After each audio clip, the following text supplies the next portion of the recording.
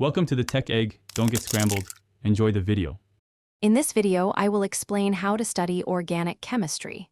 First, establish a solid foundation by understanding basic concepts. This includes mastering nomenclature, isomerism, and the properties of different functional groups. Dedicate time to learning the fundamental principles that govern organic reactions, which will make complex topics much clearer. Next, dive deep into reaction mechanisms. Don't just memorize reactions, understand the why and how. Draw out each step, showing electron flow with curved arrows.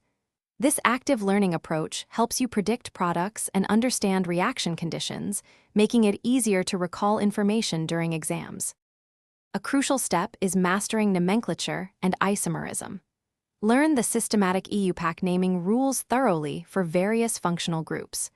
Practice identifying and drawing different types of isomers, such as structural, geometric, and optical. This foundational knowledge is essential for clear communication and understanding in organic chemistry. Finally, consistent practice and revision are key. Solve numerous problems from textbooks and previous exams to solidify your understanding. Regularly review all concepts and reaction types.